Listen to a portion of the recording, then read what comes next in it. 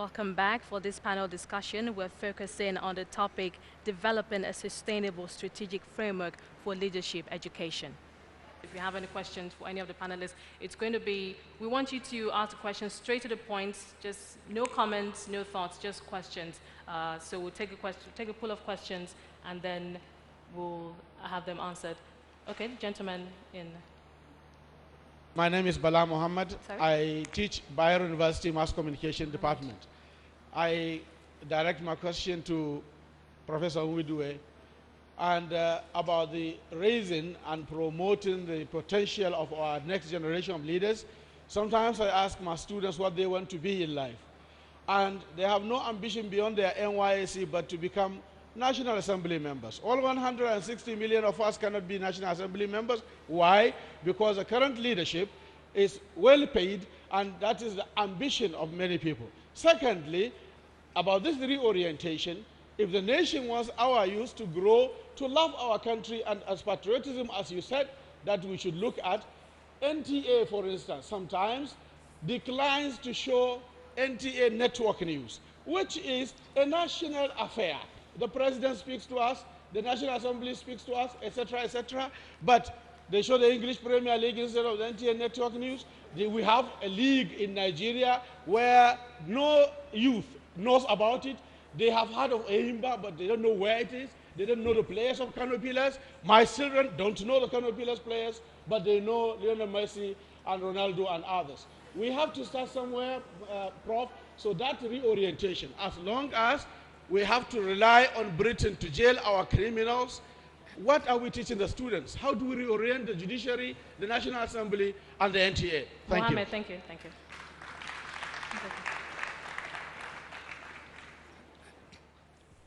Good morning. My name is Leo Ezekiel, Icon Blaze Magazine. My question also goes to the professor. On tertiary education, you said that our values of tertiary education is the starting point.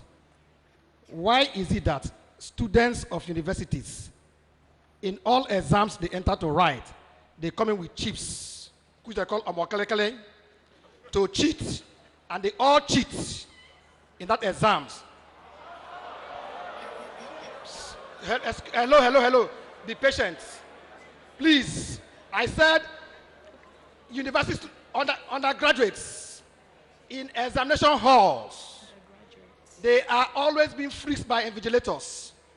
A lot of them are caught with chips of papers around themselves, and they face panels. If they, the students, go on cheating in examination hall, what will be the outcome by the time they are being produced as graduates?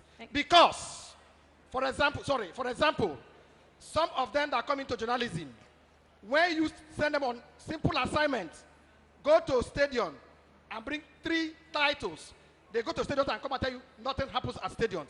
Yet, he or she is from University of Lagos, mass communication student. Excuse me. Okay, allow the gentleman to speak. But please, 3 seconds. Please, we need to move on. Please, 3 seconds, please. We need to move on. Thank Don't you. hush me down. This is a public policy event. I'm telling you what, I'm an editor and a publisher. I have sent some people out to gather me events at events. They will come out to tell me nothing happens. Oh, thank you. I'm sure that the professor has gotten your question. Next, please. Thank you. Good afternoon. Good afternoon, ladies and gentlemen. My name is Nafisa Haliru, a proud daughter of Africa and an added member of Corona Secondary School community. And I have a question for Mrs. Adefisayo and also Mr. Fred Swanika, since they work in the school community. Now, as a student, I'm saying this from my point of view.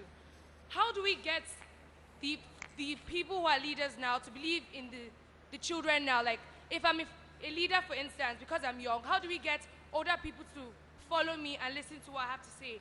Then how do we get the parents to believe in us, the children? Because in Africa, most parents believe that it's all about the first child, the first son. They believe in gender, that only the males will be able to do well, only the first child will be able to do well. Then also, how do we get the teachers to believe that it's not only science students in school that can succeed, also art students and commercial students? Because most parents say, if you decide to be an art student, I will not pay your school fees. And then students read courses that they don't want to read. And then at the end of the day, they become a doctor. Meanwhile, their heart desires to be a lawyer, and then they become what you call a rubbish leader. How do we stop all this? How do we curb all these things and stop it in the nation? Thank you, Nafisa.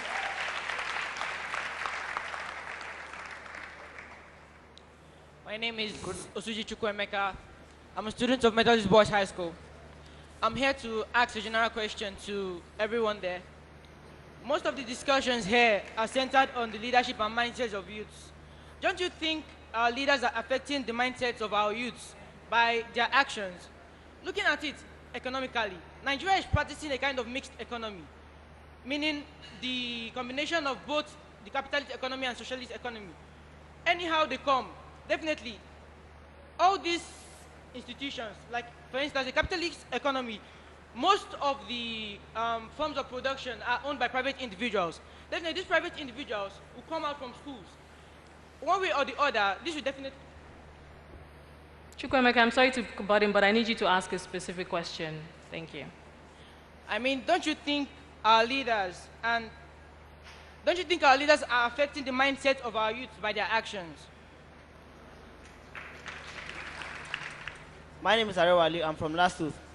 And my question is that I had the prof use a phrase, good followers, and he buttressed his point using Egypt.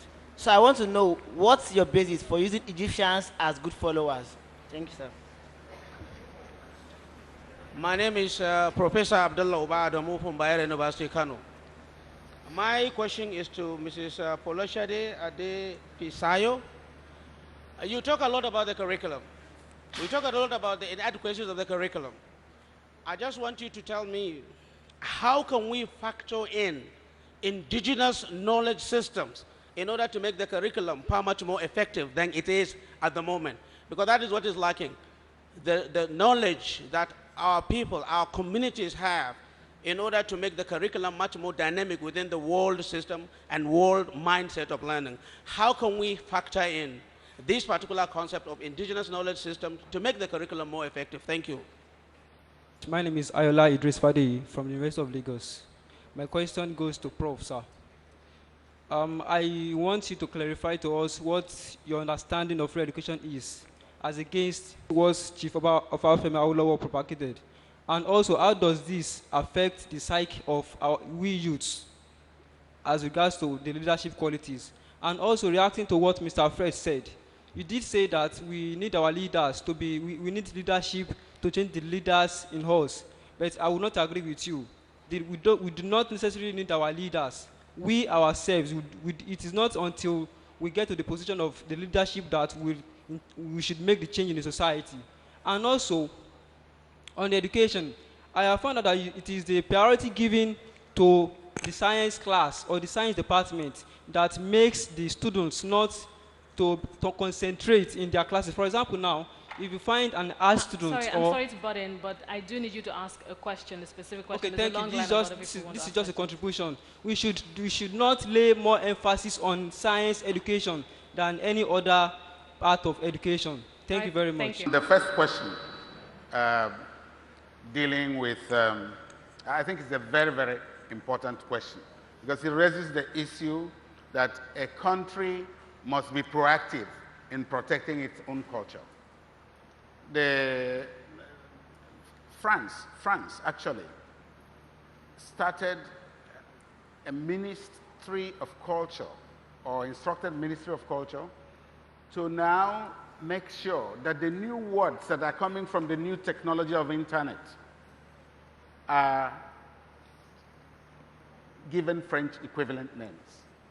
You know, because these new words are coming out, they never existed in the dictionary, but to protect their culture, to make sure that the French language is not invaded by this new lingo from internet technology or such technology, they now have a ministry taking charge of that.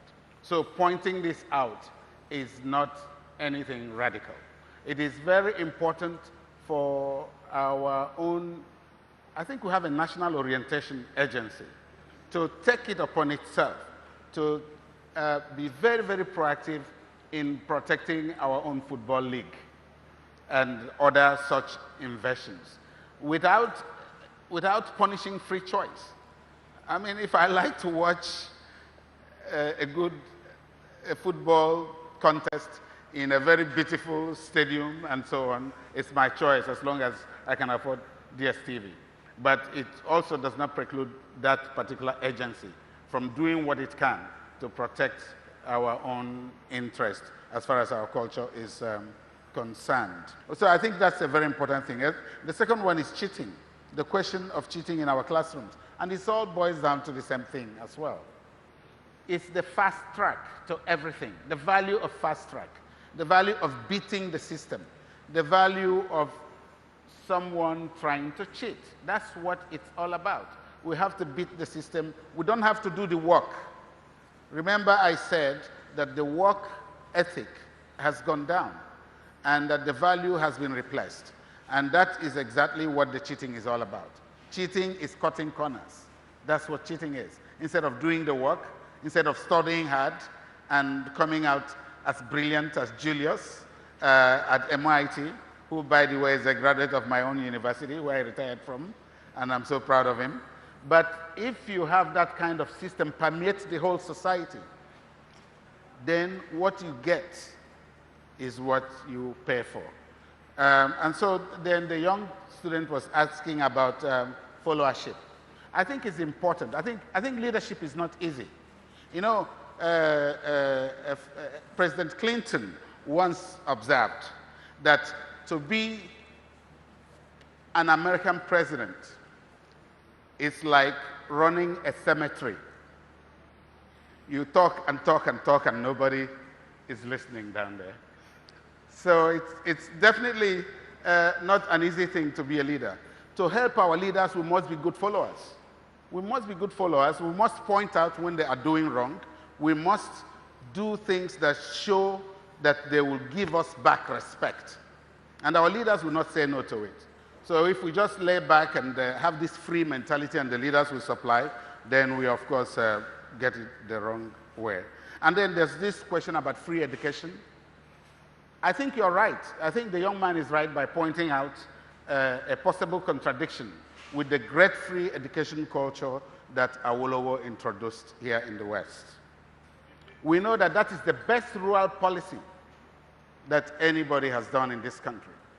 But the important thing, and I don't know where the young man is to look at him, tell him this, the important thing is that he did not compromise quality.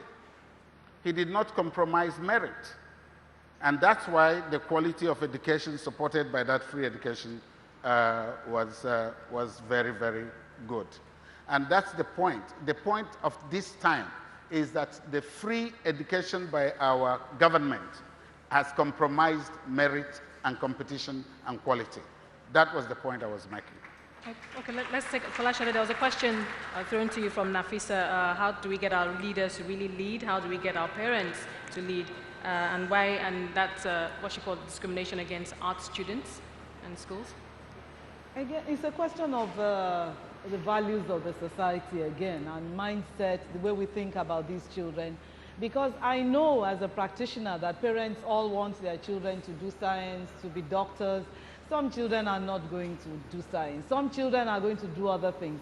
I think it's all the value systems that we built up. There's no career that is not important. And I still believe that we need to do a lot of we need to hold a lot of these conversations out in the public to let parents and everybody know that let's play to a child's strength and not try and force a child to do what he or she was not meant to do. There is nothing wrong in a child being a musician or a dancer or an actor or an artist or an English graduate. What matters is what you do with it. We've seen doctors and engineers who are just not doing anything productive with what they learned. So I think it's still, how do we get these conversations out in the open?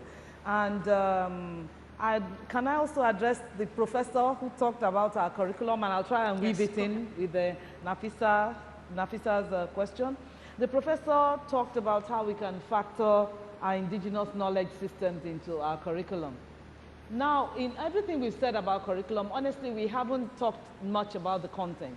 But I will say too, just to copy Nafisa, that as a proud daughter of Africa, as a proud daughter of Nigeria, I know that we have to go back to who we were before. Our children, our curriculum in Nigeria, I work in secondary education, and I know that our children do not even understand the history of this country from what we've done with our curriculum, the way we've watered it down and weakened it. So that you find that a Nigerian child leaves school, he does not know anything about Sardauna, about Zik, other than the fact that he says they were born in so-so year and they died in so-so year. But their exploits, what they did. I remember a child coming to me the year Enahoro died and said, "Who is Anthony Enahoro?" Why wouldn't a Nigerian child know the person who moved the motion for independence? So I do think that when we talk about curriculum, we are not saying Western curriculum. We've got to build something that is going to really work for us. And one thing that will work for us is for us to understand who we were, where we came from, our culture, our values. Our values as Africans are not what we have today. I don't believe, I know how I grew up. I knew my grandparents, my parents, and I know they were solid, decent people who looked at people as people. What have you achieved? Not what car do you drive? All right, thank you. Let's take more questions. Pardon? Your name, who you're addressing your question to, and then your question. Please keep it Good short. morning. My name is Yomi, and I'm addressing my question to the professor. I want to ask, is there a difference between an entrepreneur and a leader? Good morning. My name is Akinowe Innocent from the College of Medicine of University of Lagos. My question goes to Mrs. Folashade Adefisayo. First, we've talked so much about curriculum adjustments. My question is this: how do we get the government to look into curriculum adjustments? And as someone in the teaching sector, can you do something about it? What I mean is, on your own parts, can you adjust the curriculum, the way you teach your children? And my second question goes to Professor Owundewe. How do we instill accountability, responsibility, and moral values in the mindset of our youth? Because if you look at the youth of today, if you ask them, okay, what do you want to do when you get to power tomorrow? They'll tell you that, okay, when they get there, they'll also do the same thing. They'll also loot money. But how do we get to correct the mindset of the youths?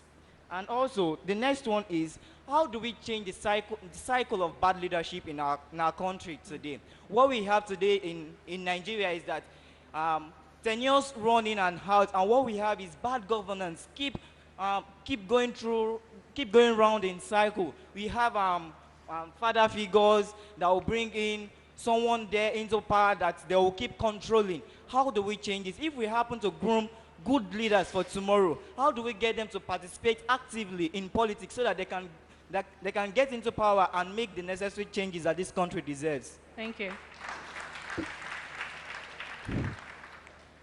My name is Dr. Awal from Bayero University. Well, of course, mine is a general question. Of course, a lot has been said about curriculum as being more of theory than practical. Now, the main issue is sometimes you have to look at training for leadership from example. Now, what do you suggest about training our leaders by example? Because you have been talking about followership. Do you expect the masses to follow at least people who are not, for example, morally sound in terms of leadership? Thank you very much. Good afternoon. My name is Maya Wasalu. I'm a community development advocate.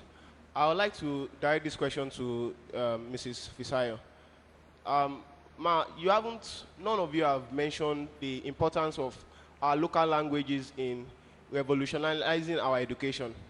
Now, I may like to test my own point of view by asking our beautifully dressed students here, how many of them can speak our local languages? Because that is a very essential part. That is a very essential part of education. For example, if you are praying in English, you find it more difficult as an African to pray in English than you pray in your local language. That's a communication between you and your God. Now compare you teaching me mechanic, or compare you teaching me law or English or any subject in my local language. I believe if we don't do this, we cannot get it right. Some of us, even parents, we abhor our children from speaking our local languages in our houses until we turn English language and any foreign language to vernacular in our schools. We cannot get it right. Any child that says... All right, thank you. We need to take the next question. Thank you. Thank you very much. My name is Rotimi Awaye from the University of Lagos. My question is directed to Mrs. Fisayo. And I want to ask about the role of the parents. Now, not in terms of career choice, but giving the children a voice. Because in an average home in Nigeria, children are shut down. They don't allow them speak. You know, they don't allow them hear their opinions. So how can the parents here come in? Because if they're all trained and grown up in schools, when they get home, they don't get a chance to practice what they've learned. So how can this work, where parents will give the children the opportunity to lead, even in the home? Now, my second question is to Professor Iberi. Now, this is addressing teacher training, basically. I mean, I'm studying business education, and I'm still being trained with a typewriter. And I'm expected to lead or to train future leaders. How can I train future leaders with ancient tools? Please, what can be done in this regard? Thank you very much. Another thing very also point. is, I'm sorry, another thing is the recycling of lecture notes. It's rather unfortunate that sometimes we get to be taught what our forefathers learned, even in the 21st century. So please, what do we do? Thank you. Thank you very much.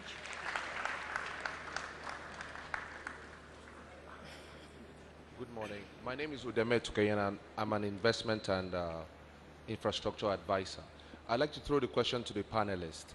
I understand what the professor said about leadership, but top to bottom, I think that we don't have up to 10,000 leaders in a country of 60 million people. So at the end of the day, I think the problem is bad followership, because we don't demand the responsibility that we deserve. At the end of the day, what we get is what we have.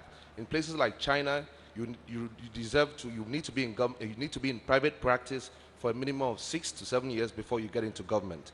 In Nigeria today, we have designed the system to circumvent itself. How do you leave a benchmark for being in the National Assembly to be a first school living certificate? How do you encourage people? Because capacity basically is a function of education, experience, and exposure. So if you don't have the people who are grounded in various fields, making policies, at the end of the day, we'll still design policies that are built to fail, and will never really make any progress. So the bottom line is, we must encourage INEC, we must encourage the people who are the real leaders. They are the ones that put the leaders in place to demand responsible and capacity-driven people to sit in those positions at all times. Thank you. Thank you. We've completely exhausted our time. We actually scheduled 15 minutes for this question and answer session, but we've actually done 30 minutes. So there's another panel discussion coming up, and you get the opportunity to ask more questions. I do apologize, but we have to stop there. Thank you. Somebody asked a question, the difference between an entrepreneur okay, so and I'll a leader. answer this one. Well, I will start with the most difficult question, which is the distinction between, well, not most difficult, but most academic, not based just on my own opinion, the distinction between entrepreneur and leadership, and the leader. Well, you know, a leader sets a vision, a mission, and he pursues those and makes people follow them with principles that are not used by entrepreneurs. These approaches and principles include empowerment, it includes diplomacy, and it also includes inclusive leadership. These are not qualities that an entrepreneur will give away for free. An entrepreneur wants to build his business, and he's not going to play around with all these issues that a leader will be expected to use in his persuasion to make others follow his lead. And And, well, we have leaders here in the room who can attest to all of that. But the other question is about leadership by example. It's an observation. I think it's a very good thing to lead by example. And it takes me directly to the issue of colonialism that the gentleman objected to. Well, my point was not that our colonial leaders were angels. The point was that they have proved by examples of our leaders since independence, I mean since the First Republic in any case, and they have proved that they were more patriotic. They infused competition. We saw the work that has been given, example here of Awolowo. That was a very hard work that he did in the region that he controlled. The same thing of Azikiwe. The same thing of Ahmadu Bello. Ahmadu Bello did not vie for power. He refused to come to Lagos and become prime minister. And he instead stayed back to become a premier in his own region. So these were not people hungry for power like we have them today. These are people who were doing what they thought was the best to move the country forward. This has been a CNBC Africa special broadcast on the Murtala Muhammed